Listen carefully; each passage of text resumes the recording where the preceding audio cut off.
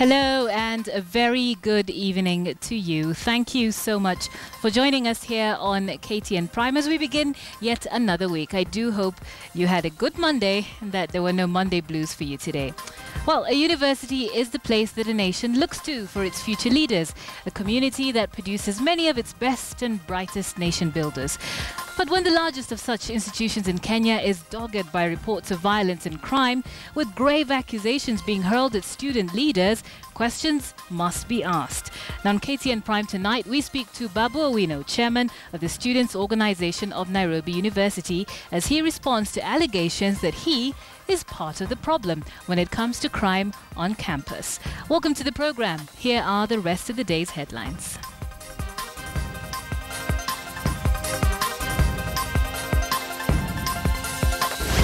I don't know any gang in the University of Nairobi. Spotlight on alleged campus gangs after the murder of 2 University of Nairobi students.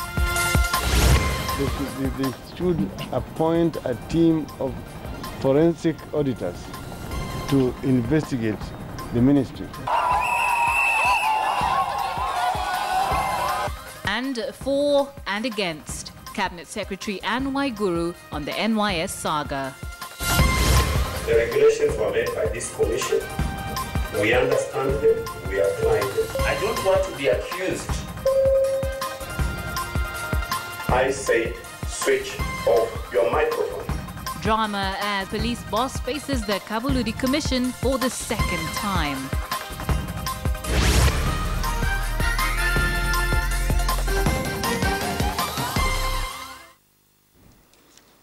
Glad to have you watching tonight. I'm Nancy Kachingira and William Silla is our sign language interpreter. Let's begin. 2 University of Nairobi students were killed on Saturday in a deadly incident following allegations of theft in the school hostels. The incident has triggered an uproar with claims that gangs exist within the school. However, SONU chairman Babu Owino refutes these claims, saying that authorities can launch investigations into the said gangs. Sharon Momanya reports. Just before dawn broke on Saturday, 2 University of Nairobi students lost their lives, allegedly at the very hands of their fellow students. The 2 were allegedly lynched by an angry mob for claims of stealing a laptop from a student in the hostels. Around 2:33, I heard screams coming from the lower State House Road. And the next morning I wake up and I hear that 2 people were killed because of theft. These students were chased towards Hall 2. Then the victim whose laptop was stolen started screaming. So it is because of the screams that made the students to wake up and get out of Hall 2. So when they were out, the students started shouting that these 2 guys have stolen my laptop and beaten me up. Now the other students landed on them. Controversial blogger Robert Alai would Monday post a tweet claiming that the University of Nairobi Students' Organization chair Babu Owino's allies were behind the killings, an allegation Babu dismissed, stating that if Alai had any critical information, Twitter would not be the consequential forum to share it. This razzmatazz called Robert Alai, with the allegations that he's made, seems that he has so much information about this killing. Let him go and record a statement with the CIDs and give the information and the killers who killed the students, because he knows so much. This is where it happened, Hall 2 at the University of Nairobi, where 2 of the 5 students who were trying to escape were killed by their fellow students. The students at the university now say they are a worried lot. Lazima tuogope sisi wenye tuko ndani, sababu like we are not sure nani aliwaua. Atakawa watasema ni students, but we are not very sure. The hashtag #UONGangs has been the trending topic on Twitter, with many condemning the extrajudicial killings of the students. Some stipulate that gangs have existed in the campus for the longest time. At George Gathege tweeted that, and I quote, "I remember UON gangs started around 1999 with the Kosovo group. Some gang members were my classmates." End of quote. At A. Musungu tweeted, and I quote, "Hall 2 students are living under the tension that some guys may want to revenge for the students' deaths." End of quote. I don't know any gang in the University of Nairobi. By now, you guys are media personalities. you are a journalist. You should do your investigation and find out which gang is in the University of Nairobi. What are their names, these gangs? And what are they doing? University of Nairobi, we have students. I condemn the killing that occurred to one of our own because students could have followed the right channel. The whole topic of mob justice haikuwa allowed because hakuna mse akona right ya kuchukua life ya mse mwingine as much as ama boy labda alikuwa amefanya something wrong. Kuna judicial system na hizo staff zote za makoti. So wangeshikwa tu hata kama ni discipline wape kidogo lakini kuuliwa. I'm not really for that. Definitely something has to be done about security of the students and the students themselves. They need to be told something about how they're supposed to handle such cases. The university administration would not comment on the matter, which is under investigation by the school security department and the police. Sharma Mani, KTN. Such a terrible thing to be happening at an institution of higher learning. Well, we will be speaking to Babu Owino about that incident and, of course, the larger question of crime at the campus. But right now, I'd like to take you to our big question. Tonight, we want to ask you whether you think that university student leaders are doing enough to fight crime on campus. Babu Owino has said that he has no knowledge of any gangs on campus, but of course there have been reports that seem to contradict that statement. Go ahead and let us know whether you think that university student leaders are, if you think that university student leaders are doing enough to fight crime on campus, or does the buck stop somewhere else? Go ahead and share your thoughts with us tonight, and you can do that by texting us on 22155. Start with a yes or no. When you do that, and we'll compile your thoughts into a poll result for later. Or you can tweet us at KTN News KE. My handle is at Kachungira. Looking forward to hearing from you on that. Our hashtag as well is Campus Crime. Well, sadly, reports of murder in universities are not exactly new. What may be new is that report that the culprits may be the students themselves. However, lately, the profile of a university student itself has been changing, and the result is not exactly a positive one. KTN's Ian Wafula now dissects what may well be the new face of the university student. The Kenyan university student is clearly not new to violence, stoning vehicles for a myriad of reasons ranging from unexpected blackout to increased fees. The latest incident of murder, though, is certainly on a new level. For hours, the hashtag University of Nairobi gangs was a trending topic as Kenyans on Twitter discussed the case of the two students who were reportedly killed by their fellow schoolmates. Raging debate as to whether the allegations are true or whether the gangs do exist, there was also opinion about the modern-day university student. For instance, in one of the top comments, the tweet says they miss days when all students cared about were books. Now it is reported that they care about gangs, prostitution rings, and socialites. Others say the hashtag University of Nairobi gangs is just but a true reflection of what the society has turned out to be. But these strong opinionated comments were not far-fetched, judging by previous events witnessed in some of the country's top universities. First, the riots, often characterized by exchange of stones and tear gas canisters, followed by a few casualties, now a common medium of expressing their concerns. Then there is the means of survival. A group on Facebook hit the headlines back in 2012, Campus Divas for Rich Men. Female students from across the country would post their pictures and profiles with the hope of getting an older and financially stable man regardless of their marital status. It was described as a case of desperate times, desperate choices, as majority of those who participated in the group were students from poor backgrounds who had found a way out of their misery. The page was later closed down. And then there was the entire debate surrounding what was described as quote-unquote sexually transmitted degrees, of reports that some students exchanged sex with their lecturers for better grades. While the list is as dynamic as it comes, one question remains constant. Is this the new face of a university student? Ian Wafula, KTN. Not a great picture painted of the situation at the University of Nairobi. Well, right now, let's go to our city center studio where we're joined by Babu Owino. He is the chairman of the Students' Organization of Nairobi University. Thank you for joining us this evening. Now, I'm going to start off with this tweet that says, "My message to Babu is very clear. He knows the killers of Omondi and Yusuf. He must produce them." This is Robert Alai tweeting this afternoon. What is your response to that? Hello. Hello, are you getting me?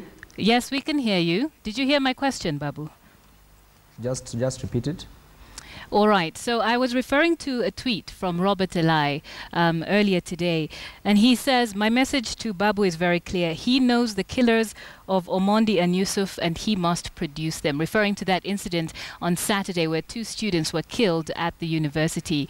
So my question is, what is your response to that? Actually, I'm so saddened by the fact that a headless chicken like Robert Alai, a person who doesn't even know the 4 corners of a lecture hall, can comment about the issues at the University of Nairobi. If Robert Alai knows anything about this issue of insecurity, about the issue of the deaths, then he should record a statement to the CID. Just making allegations, celebrating over the deaths of a comrade, that is not good. It is not good in the public domain. All right, we know the parents who've suffered this. We know the family members who've suffered this, and we are planning to give our comrades a peaceful and a proper send-off. Okay, I was asking you to comment about the character of that, the content of that tweet, not necessarily the character of the tweeter. But what was your relation to those 2 men who were actually lynched on Saturday? As a chairman, let me ask you one simple thing. The event occurred at 3 a.m. in the morning. What did you expect me to do at 3 a.m. in the morning? I was sleeping. Probably you were also sleeping. No, whatever happened, I got information, which is not the primary information, but I got information from people who were there at the scene of the crime. Then the way they explained it, it was explained that these students were attacked by fellow students. Did you know the students at all? Did you know the students? We've not been given the names up to now. There are security officers who are present, and I need the journalists to do their investigation. I need the police to do their investigation, to inquire this from the security officers at the university. Let them also inquire from the students who are present at the scene of the crime. Personally, I'm still collecting my information from the ground to ensure that whatever thing that happened to our comrades, it doesn't happen again, because our comrades had the right channel to follow. If a student does a mistake, the proper thing should be followed. I believe in the rule of the law, not the law of the jungle. Okay, and it's great that you say that you believe in the rule of the law. I'll just refer to a letter that you wrote to the president recently, and you are actually requesting permission to burn down abortion clinics. Is that within the rule of the law? Actually, it's ban of BAN. That was a So typo. that was a typo? Yes. Okay, good to know. But let's discuss this wider issue of violence, especially within the university. Now, one of the interesting things is that when your name is Googled, the related searches actually show AK-47, Babu Owino gun, and we've come to associate violence very much with the University of Nairobi students. What is going wrong? The issue of the AK-47, I told you that's a Photoshop. And actually, there's too much going down in the University of Nairobi. The issue of insecurity is a deep thing. Recently, we had Garissa killings. Now it is the University of Nairobi. As the president of the Kenya University Students' Organization, another thing is going to happen to another university. We should go down to the root cause of these problems. We have serious insecurity issues at the universities, not only the University of Nairobi. Have you reported these before? We have reported several issues with the security, with the police, and they are aware. And we are requesting, very soon I'm meeting the Inspector General of Police, I'm meeting the Cabinet Secretary in charge of security to liaise with the students so that the issue of insecurity at the university is a thing of the past. The university administration is seriously warned on this. They should take care of these students. As Babu Owino, I cannot know which student is doing what at which specific time, not unless I'm given the machinery to do so by the government. Then I can ensure, and I can even tell you which student is sleeping with which other student in which hostel. That I can tell clearly. Right now, I'm also planning to meet the president to ensure that the vice chancellor who is not working in any university is sacked with an immediate effect, because Comrades came from various backgrounds, from the villages, from the slums, to ensure that their living standards at the university is proper, to ensure that the education that they came to pursue at the university, they get the best of the best. Believe you me, the parents send us to the university. We are passing so many counties to reach Nairobi County and other universities, only to go back in a coffin. That is unacceptable. The university administration must be liable for this issue of security of the comrades. All right, you've talked about the university administration, but surely you as a student leader have a part to play. On our Big Q tonight, we're asking whether people think that you as student leaders have done enough to fight the issue of crime at universities. So I'll throw that question to you. Have you done enough? We are really trying. We've been communicating with the authority. The government should come in this. Just listen, the other day about the Garissa killings, there was a student that was radicalized who joined Al-Shabaab. There are various students also who joined ISIS, and we know about that, the students who disappeared. We are requesting the government to come down and talk to the students about this thing. It is not only the issue of petty crimes, but there are serious other crimes. That wasn't my question, though. I asked you, I'm just trying to understand from your perspective, have you done enough to tackle these issues at the university before you throw the ball to administration and police? Security issue is an ongoing issue. It is something that should be done on a daily basis, should be taken care of on a daily basis. So we've been trying to engage the university administration to tell them what to do. We've tried to engage the government to tell them what to do. Now they should come down and liaise with the students and try together with the student leaders to solve this issue of insecurity in the university. The other day a student was trying to commit abortion in the university. What's that? Seriously, something has to be done about this. So for your part, what have you done? Can you give me 1, 2, 3 things that you as a student leader have done to ensure that this situation does not remain the way it is? At the University of Nairobi, we've been talking to our students on the importance of security, just the way that our president said that security starts with us. Actually, we've been talking with the students on the disadvantages, the merits of even radicalization of fellow students and Kenyans.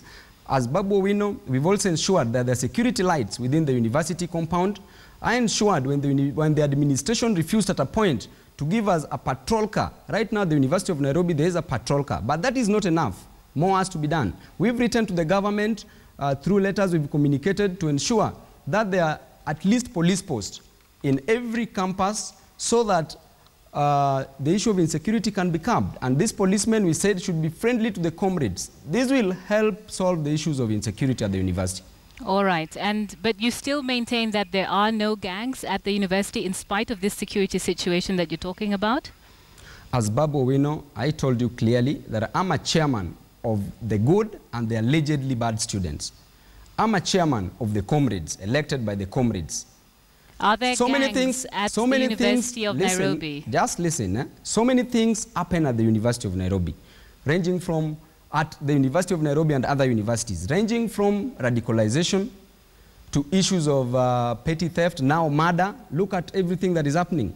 All this should be taken care of, just like universities are true reflection of the outside society. Because as Babu Owino, I'm not responsible for any comrade's conduct. These comrades, they are mature comrades who knows to do the right thing at the right time. All right, and maybe that's where the issue is. You're not responsible for their actions. Well, thank you very much for speaking to us this evening. Good to have you joining us and getting your 2 cents. That was Babu Owino, chairman of the Students' Organization of Nairobi University. Remember to continue to give us your thoughts on that debate. Our hashtag is Campus Crime, and we're asking whether you think that student leaders are doing enough to fight crime on campus. Now, besieged is the word that comes to mind when one thinks of Devolution Cabinet Secretary Anne Waiguru. After all, ever since the revelation of the controversial NYS saga, she has been at the center of public debate.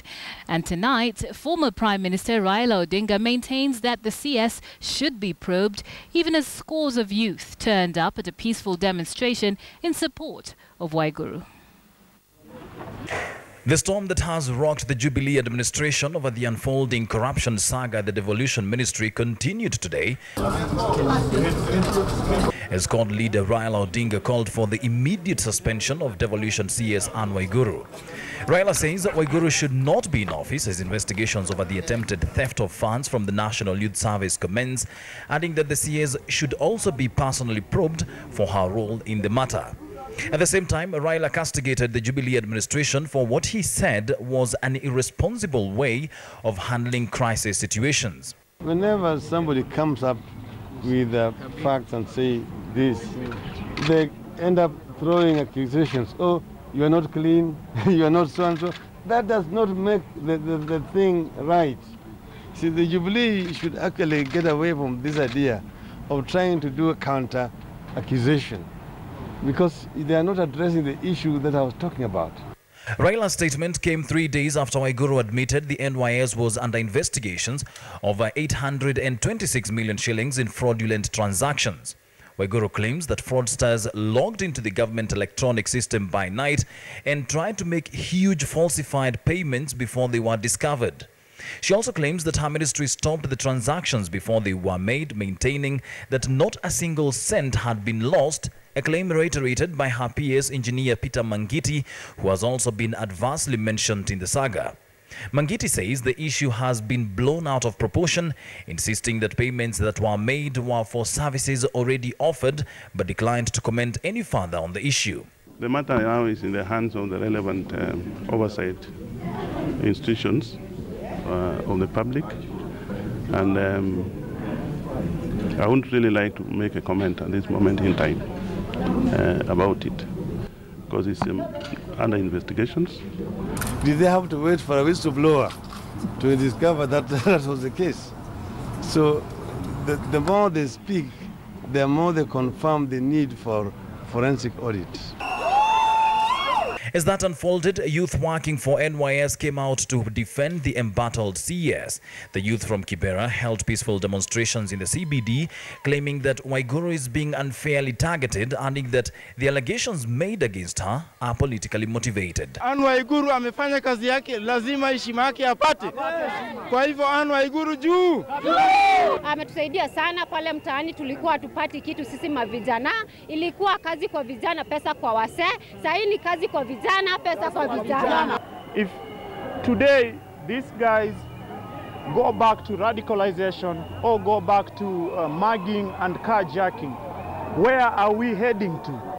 As the controversy over the alleged irregular payments made by Waiguru's ministry continues to unfold, the residents of Kibra who have been working for the National Youth Service have given Waiguru a resounding vote of confidence.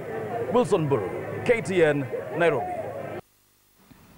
And speaking of holding on to jobs, after being vetted for the 4th time, senior police boss Francis Omondi Okonya has been declared not only too hostile to be vetted, but also unfit to serve. Okonya appeared before the National Police Service Commission, but his interview quickly degenerated into a shouting match with Chairperson Johnston Kavuludi. Here's Asha Mwilu with the details. After the High Court saved him from the axe of the National Police Service Commission, Francis Okonya, who held the former position of Deputy Commissioner of Police, had another date with fate. This time, he came ready to fight it out. The question I asked, give a specific answer. When the Commission's chairperson asked whether Okonya was comfortable with all members of the vetting team, the senior police boss raised issues with one person. However, when told to produce the name, Okonya went round in circles. I'll answer that through submitting a dossier, which you can read. If you want to reveal the name, reveal it. The media is here.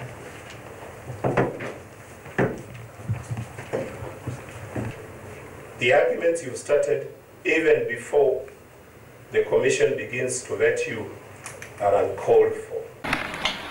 During the first round of vetting last year, the Kavuludi-led commission found Okonya unfit to serve when he was unable to account for all his finances.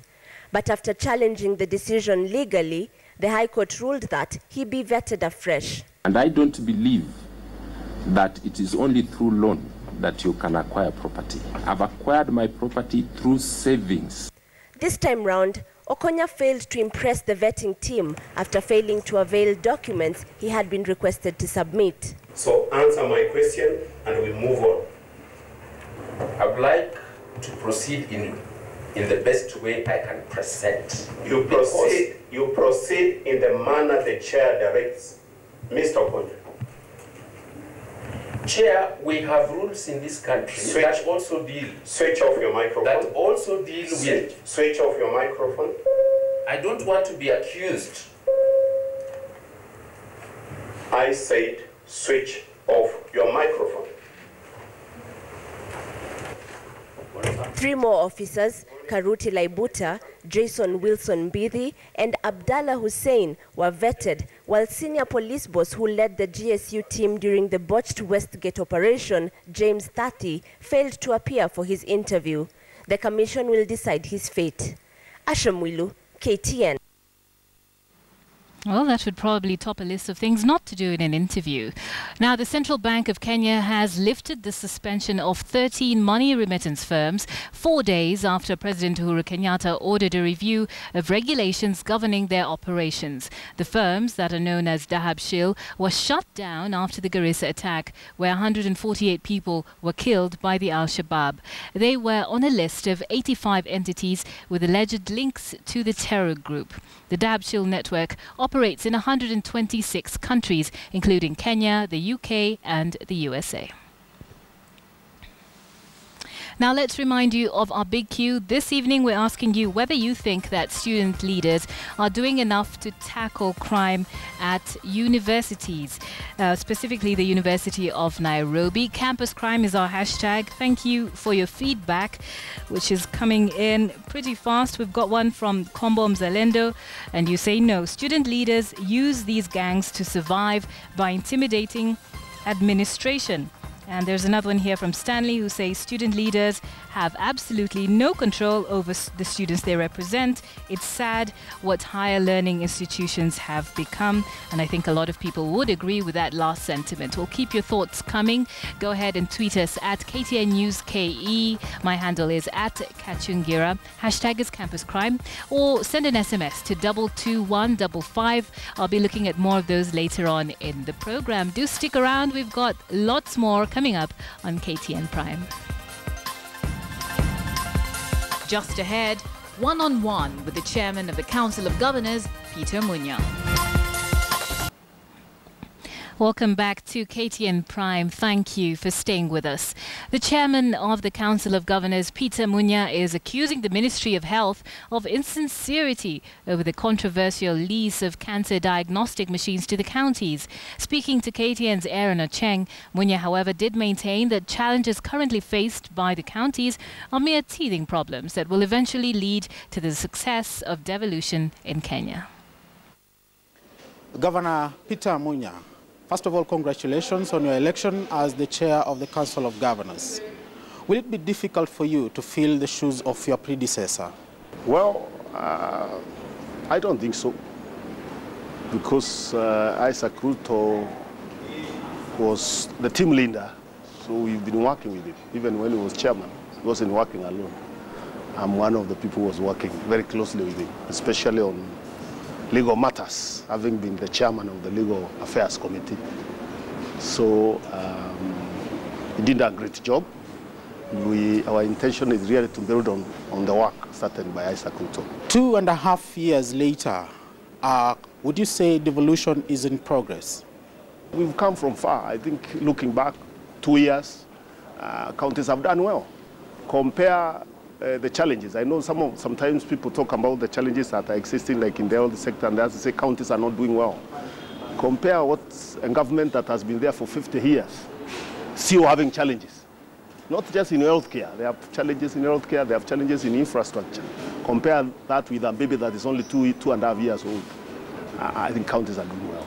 Speaking of health devolution, what made the governors change their hard stance in terms of accepting the hiring of the cancer diagnosis machine? The real truth is that we didn't change our stance. We've been saying from the very beginning we were not opposed to the managed equipment scheme.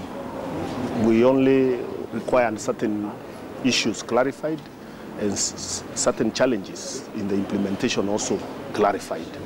And then when we evaluated the situation and listened to what the public was saying, because of also propaganda was being spread around that county governments don't want their citizens to benefit from good health care, we thought it was in the best interest of the public, whom we serve, for us to sign the MOUs as a sign of goodwill.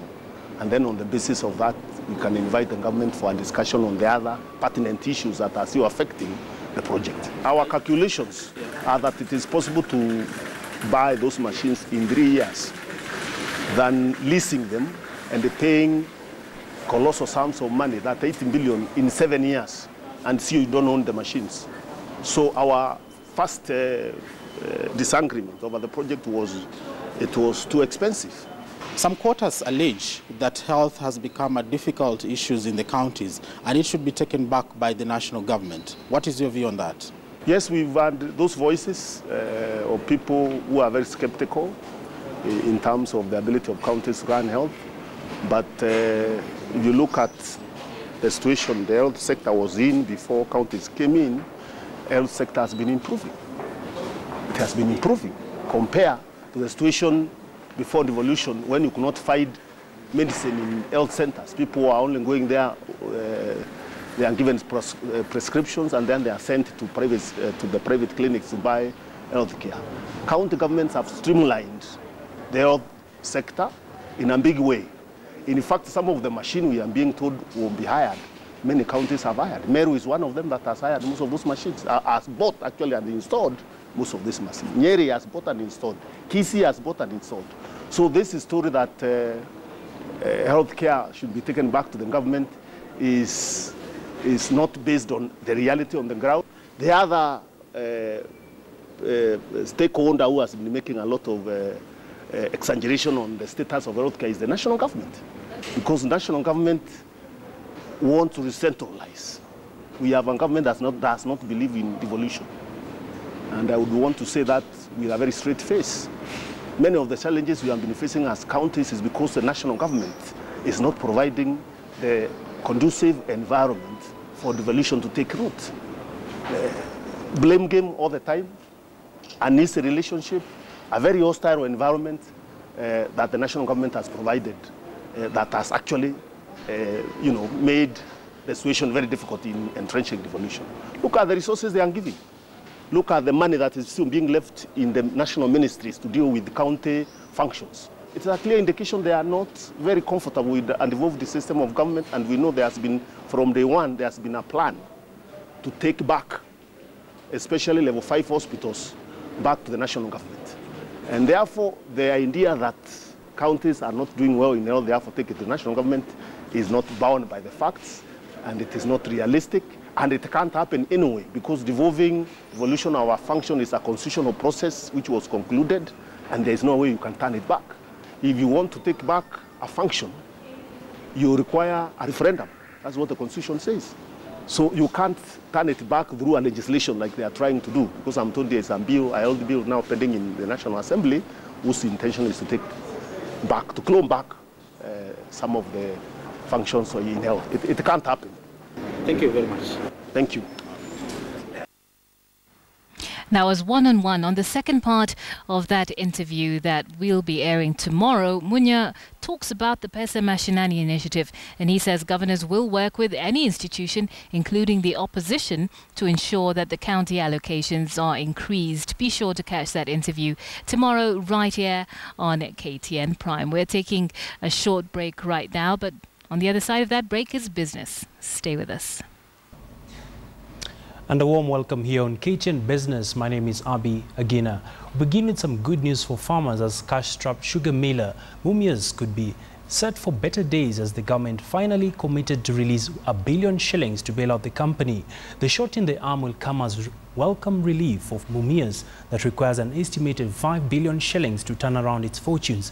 KTN's Charles Gitonga with the details. Poor sales, corrupt dealings, brink of collapse. These are some of the few choice words that have been used to describe Mumias Sugar in the recent past. Staring at a piling debt burden, the sugar miller has been glaring at receivership for failing to even pay suppliers. To turn around the company, an estimated 5 billion shillings is needed to boost cash flow and retire expensive debt. Of this, the government has now committed to release 1 billion shillings as part of the miller's turnaround efforts. The breakthrough follows a meeting between the President and members of Parliament from Western Kenya to discuss financing of the recovery plans of Mumias. Recovery of Mumias is a means of reviving the economy of the entire region. And while Mumias needs at least 5 billion shillings to get back on feet, the 1 billion government bailout is being viewed as a key step towards restoring confidence in the company, as the rest of the money is expected to be raised through a rights issue. President Kenyatta has expressed optimism that the funds will help turn around Mumias Sugar Company into a profit-making venture that will not only benefit cane farmers but also boost the economy of Western region. Mumias has been in urgent need of at least 1 billion shillings, having run on limited cash over the last 2 years. The farm is expected to spend the bailout cash on maintenance of production lines to enable it crush at least 7,000 tons of cane per day and payment to farmers who it owes 500 million shillings. The company, however, is still highly indebted to creditors and suppliers. Charles Gitonga, KTN Business. Of course, the 1 billion shillings is welcome relief, and of course, farmers will be waiting to see how this pans out, noting that they've been losing out big time owing to limited supplies. Well, moving on, the combined business of Old Mutual Kenya and UAP Insurance is set to list on the Nairobi Securities Exchange after the completion of a merger of the two companies. This follows Old Mutual's successful 60.6% acquisition of UAP shares. The successful merger is expected to boost the insurance firm's reach with an African expansion centric to its growth plans. Revelations of the decision to merge the UAP Insurance and Old Mutual Kenya business comes following UAP's Friday shareholder meeting. According to UAP Group Chairman Joseph Wanjui, the merger would accelerate the growth of the insurance company. Speaking to KTN Business in an earlier interview, UAP Group CEO Dominic Kiarie said the new business structure would exploit opportunities in new markets. The Kenyan business will be merged because Old Mutual has operations in Kenya, so we'll be merging our life insurance business. We'll also be merging our investment business. And our clients and Old Mutual clients in Kenya will be able to now enjoy services across our entire product suite. Once fully integrated, it is expected that the new business entity will be listed at the Nairobi Securities Exchange. Details of the merger are still scanty, but it is expected the business would ride on the Old Mutual UAP brand. Old Mutual coming on board as a key institutional investor in UAP is a replacement of other shareholders who were there. I think it'll be good for investors because now going forward, we'll be moving forward with an investor that has very deep technical expertise, an investor that has access to capital. So we should be able to fast track the execution of our strategy. So we see it as very beneficial to the shareholders in UAP, and I think it's fair to say that they should look forward to exciting things to come. The merger will see the company diversify its product offering to now include bank assurance, investment management, properties, banking and securities brokerage. Abi Agina, KTN Business. Well, indeed, it was one of the largest acquisitions, standing at about 14 billion shillings. And still keeping with the insurance sector, life insurance penetration in Kenya continues to be the least taken product in the country, with insurance players now urging the government to be more proactive in deepening penetration.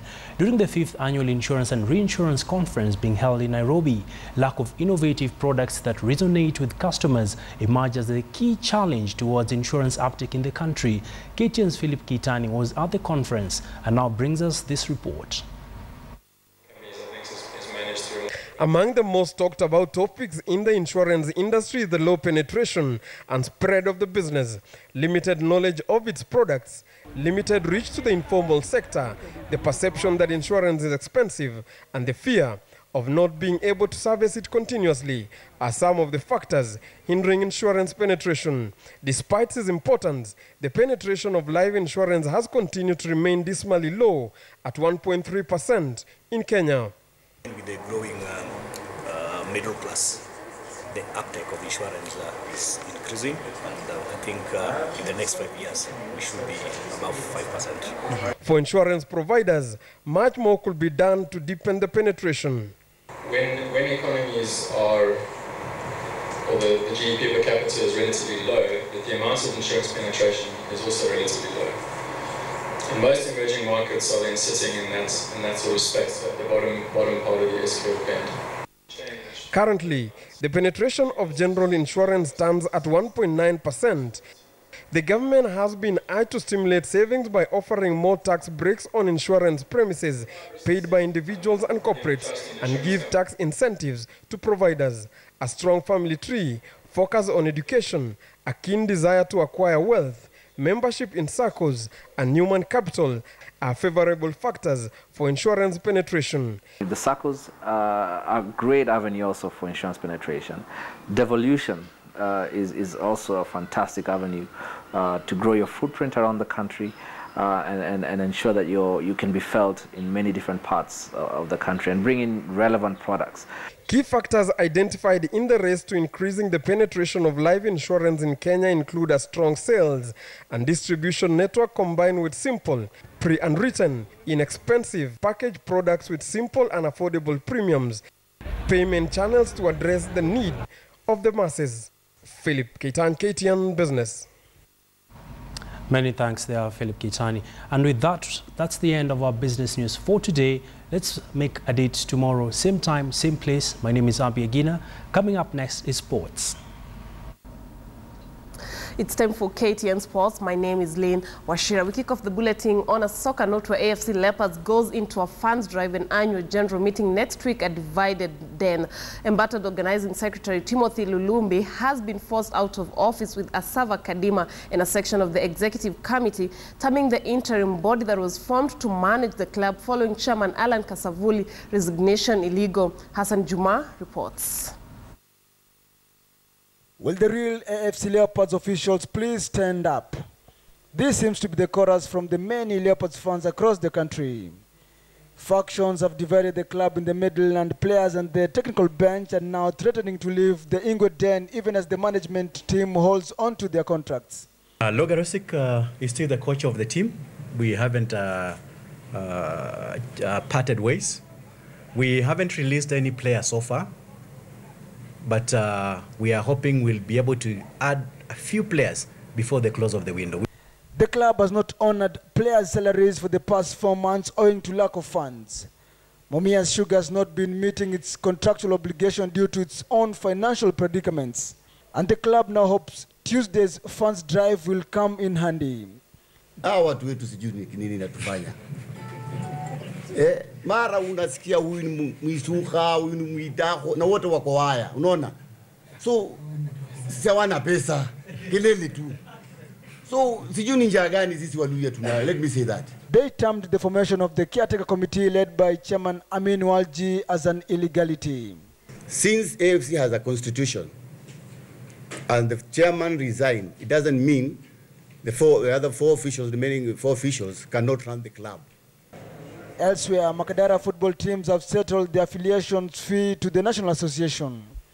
The clubs had been locked out of the league due to non-payment of the fee. Wakati mnachagua na vile tumesema hapa hii kwa ni kama South Branch. Tunataka sasa tuwe pia na board ili itakuwa ina run hiyo study. Na hope tutafanya mambo vile tulikuwa tukifanya kwa usawa kabisa.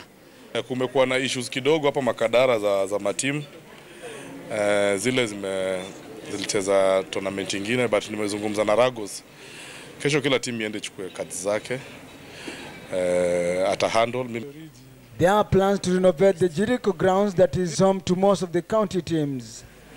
Hassan Juma, KTN Sports.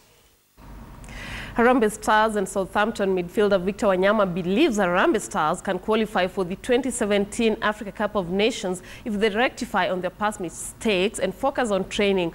Wanyama was part of the team that drew 1-1 away to Congo-Brazzaville in their first Group E AFCON qualifier. Harambee Stars are top of that group after the first group of matches. Wanyama was speaking as he joined humanitarian organization Red Cross in launching a disaster kitty at the Nairobi Primary School in South B, as the organization marks 50 years in humanitarian services. Currently enjoying a good break from the English Premier League, the youth ambassador for Kenya Red Cross encouraged the youth to be more keen on developing a spirit of service to humanity.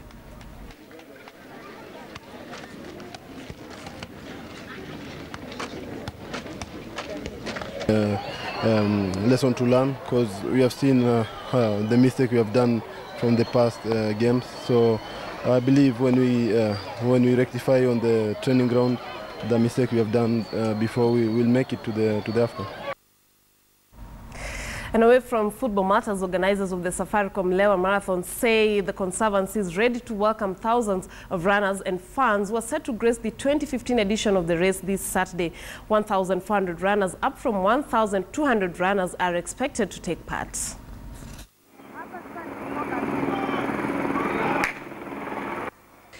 The 16th edition of the Safaricom Lewa Marathon is set to go down this Saturday at the traditional Lewa Conservancy. This year, the organizers are both anxious and excited about hosting its largest number of runners. 1,400 runners, up from 1,200 runners, will this year run in the wild. The Lewa Conservancy is ordinarily quiet and serene. However, this will not be the case in less than a week when thousands of runners invade the park for the 16th edition of the Safaricom Lewa Marathon.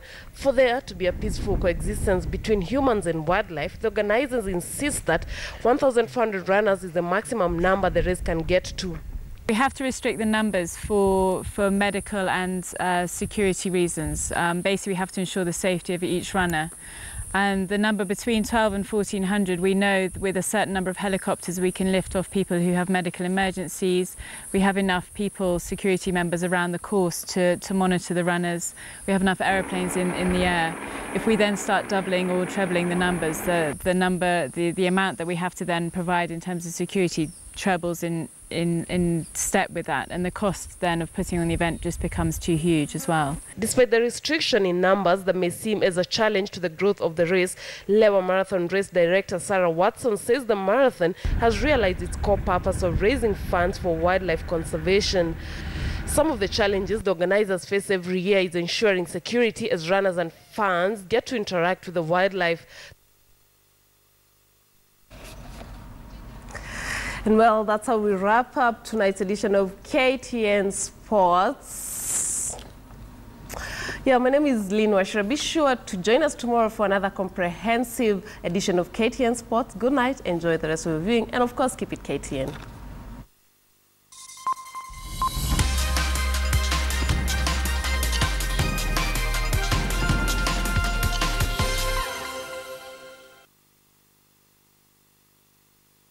KTN Weather, in association with Morteen Dew.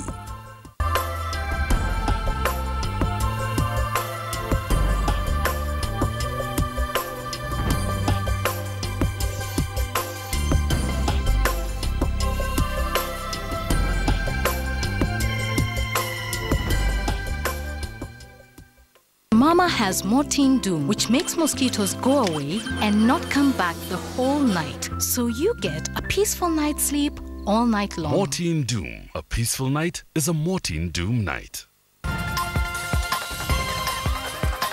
Well, that's just about it for this bulletin, but not before we go back to our big queue. Just a quick reminder, tonight we asked you whether you think student leaders are doing enough to fight crime on campus. Thank you so much for your responses tonight. There's a tweet here from Wasabi Million. You say, these gangs are known to organize, rally and lobby for student leaders, and that is how they benefit. Another one here from Charles Opil. You say, it appears that Babu Owino is running a small county within a county, complete with a lynch mob. And there's another one here that says Babu's job is not security. Ask the administration about that. And there's one here that says, this is an SMS actually, and you say the university administration seems to be burying her head in the sand while we students suffer. I lost my laptop today in the main campus library. Oh, so sorry to hear that. But this is definitely an issue that needs attention, of course. University of Nairobi, unfortunately, that name has become synonymous with all types of very unsavory activities. That's our discussion tonight. Campus crime is the hashtag. You can continue to share your thoughts on that. But for now, that's it for KTN Prime. Thank you so much for having joined me. I'm Nancy Kachingira. I hope to see you again tomorrow. William Silla was our sign language interpreter tonight. Have a very good night.